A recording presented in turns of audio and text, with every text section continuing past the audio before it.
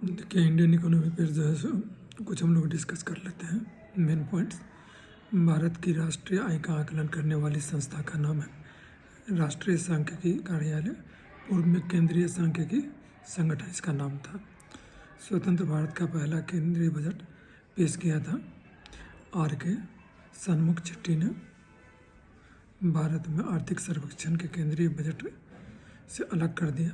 1964 के बाद बजट की घोषणा के लिए प्रयुक्त पारिभाषिक शब्द है वार्षिक वित्तीय विवरण। पहला भारतीय बजट 1952 में प्रस्तुत किया गया सी.डी. देशमुख के द्वारा। किसी अर्थव्यवस्था में अंतिम वस्तुओं और सेवाओं पर कुल खर्च का योग करके राष्ट्रीय आय की गणना करने की निम्न विधि का उपयोग किया जाता है। व्यय विधि। सकल राष्ट्रीय आय हमेशा निवेश राष्ट्रीय आय से अधिक होती है क्योंकि इसमें सम्मिलित होता है पूंजी खपत भत्ता। 1947 में भारत के प्रति व्यक्ति की वार्षिक आय थी 249 रुपया। वस्तु एवं सेवा कर जीएसटी को 3 घटकों में विभाजित किया गया है। कराधान कानून संशोधन 2017 ने जीएसटी प्रतिपूर्ति उपकर से स्वच्छ ऊर्जा उपकर को प्रतिस्थापित किया। एकीकृत कम लागत स्वच्छता ILCS की योजना के लिए केंद्र सरकार द्वारा 75% सब्सिडी प्रदान की जाती है।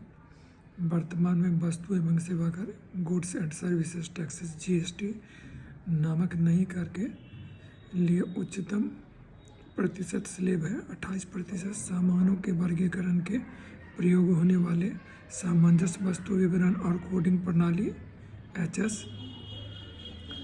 डैश के लिए लाभकारी है। सीमा शुल्क और उत्पाद शुल्क के लिए सामानों का वर्गीकरण। भारत में कृषि आय कर लगाया जाता है राज्य सरकारों पे। भारत में अप्रत्यक्ष कर की श्रेणी में सेवा कर। भारत में आय कर को कहा जाता है प्रत्यक्ष और प्रगामी प्रणाली। प्रत्याशित समग्र मांग एक्स एंटी एग्रीगेट डिमांड की गणना के लिए जो सूत्र है, किस सूत्र का उपयोग किया जाता है? ये है C+I + CY। ठीक है ना।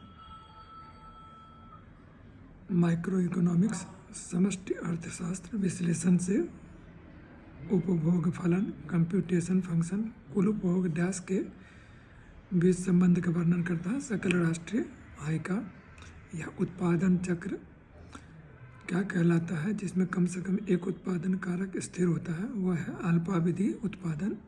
उत्पादन की सीमांत लागत डैश अतिरिक्त इकाइयों के उत्पादन हेतु कुल लागत में होने वाले परिवर्तन से संबंधित है।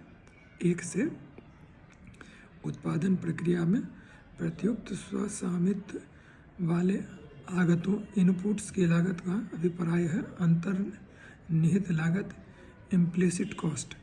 एक फर्म का उत्पादन फलन उपयोग में लाए गए आगतों और डैश के मध्य का संबंध है। फर्म द्वारा उत्पादित निर्गतों।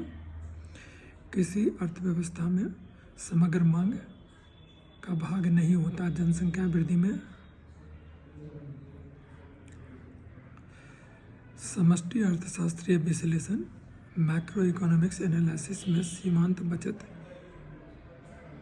प्रवृत्ति MPS दर्शाती है किसी व्यक्ति की आय के प्रति इकाई परिवर्तन के फलस्वरूप उसकी बचत में परिवर्तन।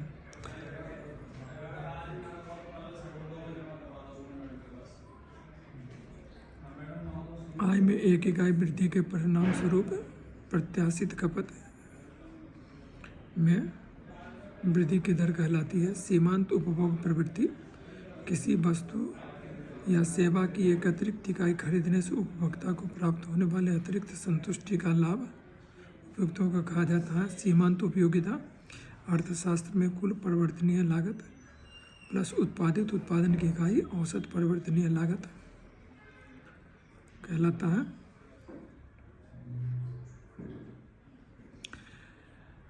अनाधिमान चक्र की प्रवणता मापी गई है। प्रतिस्थापन की सीमांत दर द्वारा यदि औसत उत्पादन घट रहा है तो सीमांत उस उत्पादन पर डैश प्रभाव पड़ेगा। यह औसत उत्पादन से कम होगा।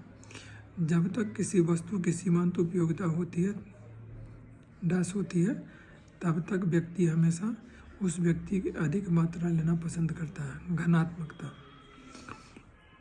जब तक MP सीमांत उत्पादन औसत AP से अधिक रहता है, तब तक औसत उत्पादन बढ़ना जारी रहता है।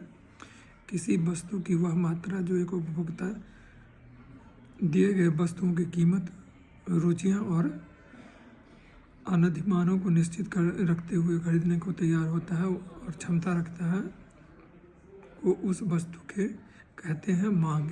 अर्थशास्त्र में औसत उत्पाद बराबर कुल उत्पाद प्लस श्रम। औसत परिवर्तन लागत और औसत निश्चित लागत के योग को कहते हैं औसत लागत। यह व्यवसाय चलाने के दौरान मजदूरी, किराया, सामान के दूसरे को किया जाने वाला प्रत्यक्ष भुगतान है सुनिश्चित लागत, एक्सप्लिसिट कॉस्ट।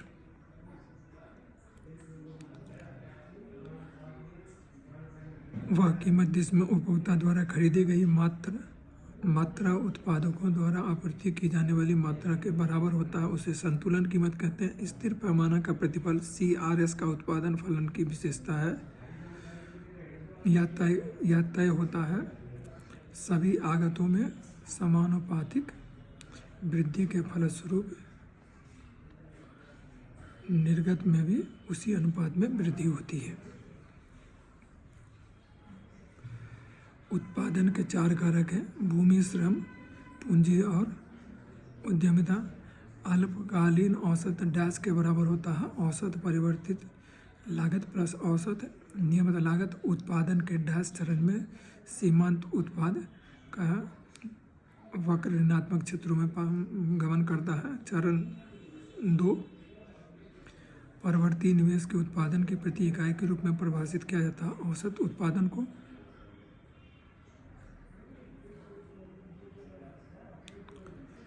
इस उत्पादन के फलन में उत्पादन के सभी कारक परिवर्तनशील होते हैं। दीर्घकालीन उत्पादन फलन पूर्ति चक्र, सप्लाई कर्व पर वह बिंदु जिस पर कोई फर्म केवल सामान्य लाभ अर्जित करती है कहलाती है ब्रेक इवन बिंदु।